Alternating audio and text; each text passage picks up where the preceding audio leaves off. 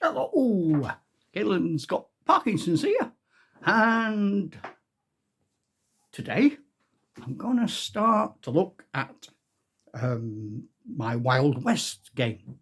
Not my Wild West game, our Wild West game. Could be anybody's Wild West game. Now, I know there are lots and lots of really good Wild West games out there, proper ones that you can buy with human money. But this is how I used to play as a teenager. That's the whole point of what I'm doing now. I'm doing stuff I used to do when I was a teenager. But because I've got stuff that I've bought, because I'm older, a lot older, I can bring in other experiences. Does that make sense? I think it does. So, first of all, we're going to look at the terrain.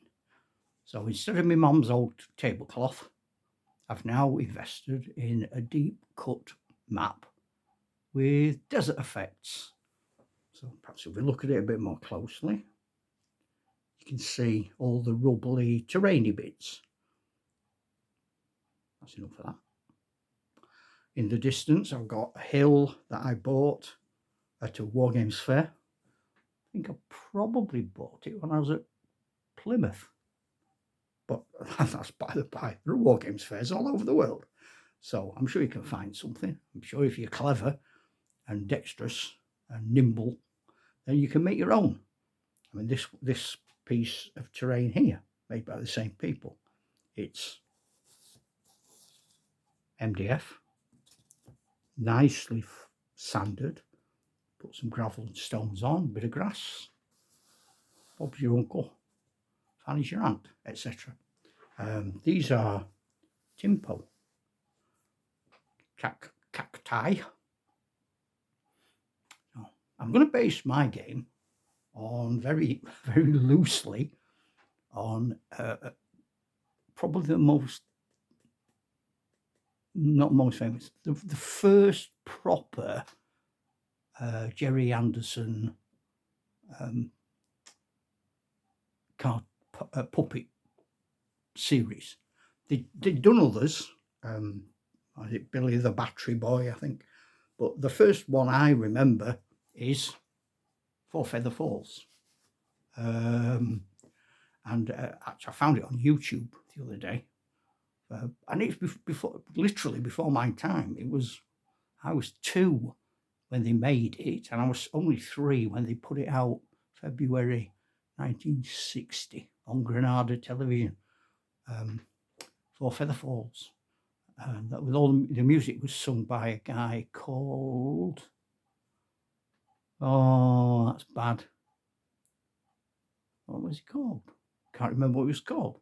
I know his partner, when he was in the Royal Navy, he served in the ship that was part of the operation to defeat the Scharnhorst. And he went on to entertain his mates singing. And his partner was someone else who became famous. Look him up. He sang a bit like Bing Crosby, anyway. And he had to do ones way back in the day, 50s and 60s. It'll come to me, his name will come to me. But if you look up Four Feather Falls on YouTube, I know that the 2 principal male voiceover artists were Kenneth Connor of Carry On fame and Nicholas Parsons from Sailor of the Century, Anglia television on a Sunday afternoon. And they brought in all sorts of innovations. So they had electronic pulses that make the lips move. So they had voice syncing. The wires were extra specially thin, so you couldn't see them like you could on the earlier ones. Or they had eyes that moved. And they had a big studio. And at the big studio, they made lavish sets. They had railways and they had desert. Anyway, basic story. This lad, Tex Tucker, with his horse and his dog riding through the desert. Voila. And they're running out of food and water. I think it's Rocky and Dusty, the animals are called. So they've had it. They're on the last legs. They've got one lot of food and water left, and then that's curtains. Good night again. And as they ride along towards evening, they come across a little Native American boy. And they say, can we help? He said, I'm starving and I'm thirsty. So they share their very last bit of food and water with him. And during the night, he wakes up and he shouts this weird name. And suddenly, poof, there's a big flash of smoke and a native chief appears. And the native chief is his little boy's dad, and he's a Native American god. Because you're so kind, I will grant you these wishes. What would you like? So I'm desperate for some food and water, to be honest, mate. So Native American god goes, voila, and the water starts pouring down these hills. These are the falls. And he gives him food. It all becomes green and lush. So perhaps off into the distance are the falls and the stream coming down there, because I'm not going to put them on. I want to leave more room for interesting things. But that's where the stream is. That's the real tale. And the Native American says to Tex Tucker, I'm going to give you another present. Yeah, I haven't finished. There's more. So I'll give you a feather out my hat. So I give him a feather. And lo and behold, the horse begins to speak in a really posh English accent. And he said, well, I still haven't finished. I have another feather. And now the dog can speak. But the Native American says, but everyone else won't hear him speaking. When it's the dog, they'll just hear barking. Only you will hear what he's got to say. I said, well, that's good, isn't it? He said, I haven't finished yet. I'm going to give you 2 more feathers. So he gives him 2 more feathers.